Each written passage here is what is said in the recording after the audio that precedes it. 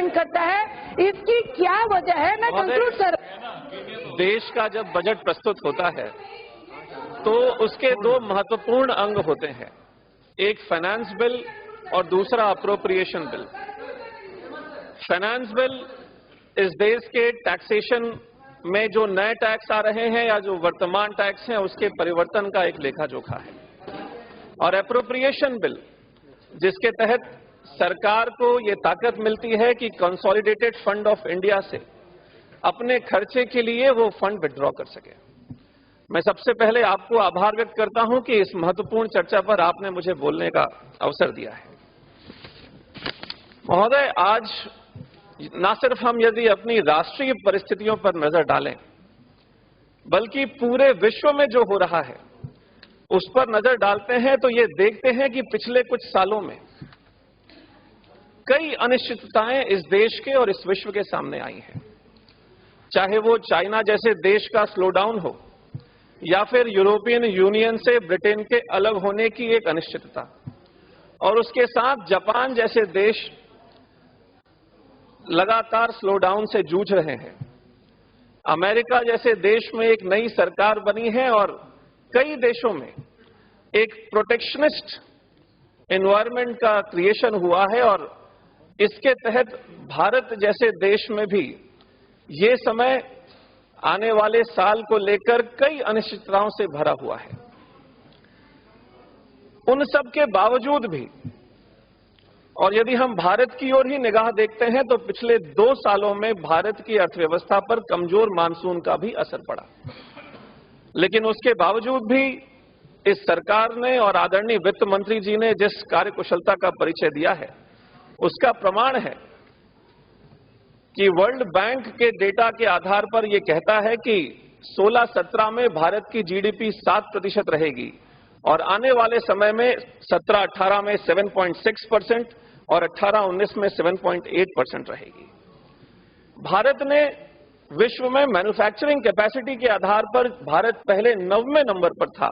जो आज अपनी पोजीशन को बेहतर करते हुए 6वें नंबर पर आ रहा है। मैं माननीय प्रधानमंत्री जी को, माननीय वित्त मंत्री जी को बहुत बहुत बधाई और शुभकामनाएं देता हूं। हमारी महंगाई की दर लगातार 5% के आसपास स्थिर रही है। ये इस सरकार की आर्थिक नीतियों का एक सफल उदाहरण प्रस्तुत करता है। हमारा फिस्कल डेफिसिट, जो किसी भी देश के लिए एक बहुत महत्वपूर्ण आंकड़ा होता है कि उस देश की सरकार कैसे अपने अर्थतंत्र को इस्तेमाल कर रही है, और हमारा फिस्कल डेफिसिट पिछले साल जो 3.5% के पास था, इस वर्ष माननीय वित्त मंत्री जी ने 3.2% का टारगेट रखा है। मैं उनको भी इस विषय के लिए बहुत बहुत बधाई और धन्यवाद देता हूं। भारत की अर्थव्यवस्था की मजबूती की एक बड़ी वजह, जिसने भारत को विश्व में चल रहे इन असंतुलनों से बचाने का एक कुशन दिया है, वो है भारत जैसे देश की अंतर्निहित डिमांड। हमारी जीडीपी का 60% जो है वो इंटरनल डिमांड कंजम्पशन से आता है, और इस देश के बजट में और फाइनेंस बिल में इस बात का ध्यान रखा गया है कि आने वाले समय में हम अपने देश की विशेषताओं को ध्यान में रखकर कैसे अपने नीतियों का निर्धारण कर सकते हैं कि हमारे देश के गांव, गरीब और किसान, दलित, वंचित, शोषित वर्ग की आर्थिक उन्नति बेहतर से बेहतर और कम से कम समय में हो सके। महोदय, इस देश के वातावरण में, इस देश की नीतियों में कुछ बुनियादी परिवर्तन हो रहे हैं, और उसका उदाहरण हमको देखने को मिला जब इस बार का बजट 28 फरवरी को पारित ना होकर 1 फरवरी को माननीय प्रधानमंत्री और माननीय वित्त मंत्री जी के प्रयास से हुआ। मैं पूरे सदन की ओर से उनको धन्यवाद देता हूं, क्योंकि उसकी वजह मानसून के पहले हमारा बजट का पारित हो जाना इस देश को और इस देश की सरकार को समय देता है कि हम अपनी क्रियान्वयन की दिशा में मजबूती से आगे बढ़ सकें। अन्यथा मानसून के बाद आपाधापी में इस सरकार के द्वारा किए जा रहे बजट का क्रियान्वयन किस तरीके से होता था और उसकी वजह से इस देश की और सरकार की क्या दुर्दशा होती थी, पिछले 15 सालों में हमने देखा है। इस बार रेलवे और जनरल बजट को मर्ज किया गया। प्लान नॉन प्लान को हटाकर रेवेन्यू और कैपिटल एक्सपेंडिचर पे फोकस किया गया है, और इस देश की जनता सरकार के हर फैसले के साथ मजबूती के साथ खड़ी हुई है और इस देश की जनता को विश्वास है कि भारत की ये सरकार तुष्टीकरण की राजनीति पर नहीं बल्कि राष्ट्रहित की राजनीति के साथ आगे बढ़ रही है और इस देश की जनता का विश्वास आदरणीय प्रधानमंत्री नरेंद्र मोदी जी के साथ मजबूती से रखा है। महोदय, इस देश ने पिछले साल कई महत्वपूर्ण बदलावों को देखा है, महसूस किया है, अंगीकार किया है और जब 500 और 1000 के नोटों को बदलने की एक क्रांतिकारी अभूतपूर्व घोषणा माननीय प्रधानमंत्री जी ने की तो तमाम आर्थिक पंडित, चाहे हार्वर्ड के विज्ञानी हो या फिर राजनीतिक जितने भी पंडित इस देश के थे, अधिकतर लोगों का कहना था कि ये पॉलिटिकल सुसाइड है। लेकिन इस देश ने जिस भाव से माननीय प्रधानमंत्री जी की इस सोच का सम्मान किया है और उसको अंगीकार किया है, उसका परिणाम यदि कहीं एक जगह हमको परिलक्षित होते दिखता है तो उस चर्चा के दौरान ये बातें आई कि आने वाले समय में जो राज्यों में और पंचायतों के चुनाव आ रहे हैं, कहीं ना कहीं जनता का एक जनमत उसके सामने प्रस्तुत होगा। और आज यदि हम इस सदन में बातचीत कर रहे हैं तो हमको दिखता है कि चाहे उड़ीसा के चुनाव की बात हो या महाराष्ट्र के चुनाव की बात हो या हाल ही में 4 राज्यों के जो परिणाम आए हैं, उन राज्यों में भारतीय जनता पार्टी को जो अभूतपूर्व सहमत मिला है, जो अभूतपूर्व जनमत मिला है, उसका एक स्पष्ट परिणाम यह हुआ है कि जो बाकी सारी बातें अपनी तरफ रह गईं, डिमोनेटाइजेशन को लेकर जो चर्चा हो रही थी, कम से कम अपोजिशन डिमोरलाइज हो गया है और इस देश की जनता ने प्रधानमंत्री जी के साथ खड़े होने का जो फैसला लिया है, मैं उस देश की जनता को भी कोटि कोटि बधाई और शुभकामनाएं देता हूं। महोदय, एक और बेहद क्रांतिकारी कदम जीएसटी का इस देश में क्रियान्वयन करने की एक मजबूत पहल माननीय वित्त मंत्री जी ने की है और इस देश के जितने भी अर्थशास्त्री हैं, सबने इस बात को स्वीकारा है कि आजाद भारत का सबसे बड़ा आर्थिक सुधार की ओर जीएसटी का यह कदम इस देश को लेकर जाएगा। और ऐसा नहीं है कि इस जीएसटी को लाना इस सरकार के सामने कोई आसान विषय था, एक गंभीर चुनौती थी। भारत के संघीय ढांचे में अलग अलग राज्यों की अलग अलग आर्थिक और सामाजिक परिस्थितियां, उनका टैक्सेशन, राजनीतिक परिस्थितियां और उसके बावजूद यदि जीएसटी को लेकर इस देश को सहमत होना था तो उसमें इस देश की सरकार के साथ साथ राज्यों की एक अहम भूमिका होनी थी। मैं आदरणीय वित्त मंत्री जी को और उनकी पूरी टीम को बधाई देना चाहता हूं कि उनकी कार्यकुशलता से, उनकी संवेदनशीलता से, उनके सामंजस्य से और माननीय प्रधानमंत्री जी के नेतृत्व से इस देश की सरकार ने सभी राज्यों को, सभी यूनियन टेरिटरीज को साथ में लेते हुए इस विश्व के सामने एक अद्भुत उदाहरण प्रस्तुत किया है और ये बताया है कि भारत जैसी 125 करोड़ की आबादी वाले इस देश ने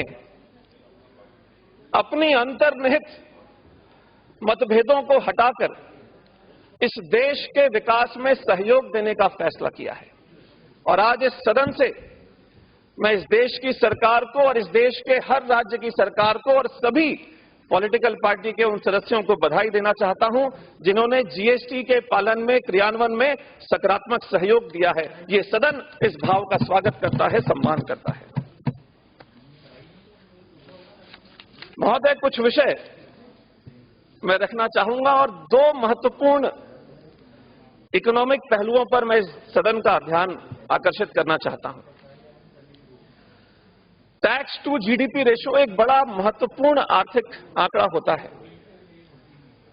और साथ ही public expenditure to GDP ratio. Bharat जैसे देश में जहां हम ये मानते हैं कि 65% आबादी, सर मुझे 5 मिनट लगेंगे, कुछ बहुत महत्वपूर्ण बातें हैं जो मैं आपके सामने रखना चाहता हूं। समय सबके लिए बराबर है। 65% आबादी हमारी अभी 35 वर्ष से कम है और इस देश की सामाजिक परिस्थिति को यदि हम ध्यान में रखें तो इस देश का जो आर्थिक एक्सपेंडिचर स्वास्थ्य के क्षेत्र में, शिक्षा के क्षेत्र में और सामाजिक क्षेत्र में था,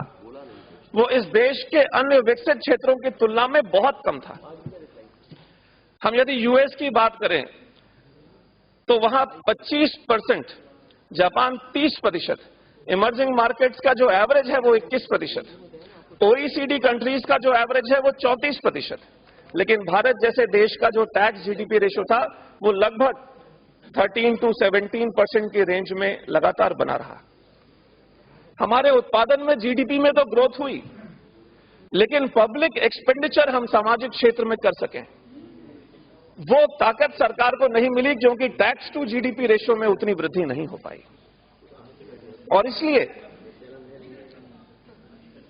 मैं चाहता हूं कि इस देश ने, इस सरकार ने इस फाइनेंस बिल के तहत जो महत्वपूर्ण बुनियादी बदलाव किए हैं, 5 लाख तक की आय का यदि कोई व्यक्ति है तो उसको लगभग 2.5 से 3 लाख तक कोई टैक्स नहीं लगेगा। समाप्त करें विजय जी। की आय 50 से 1 करोड़ की, बस एक लास्ट मिनट सर।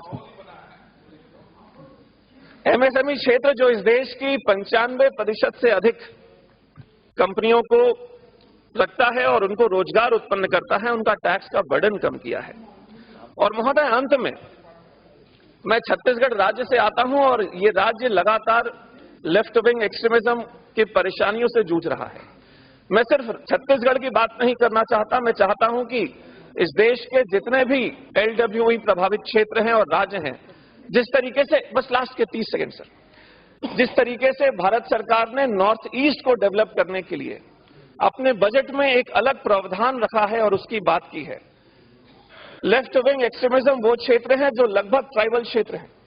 जहां पर सामाजिक और आर्थिक विकास की बहुत गैप है अन्य देश के भागों से।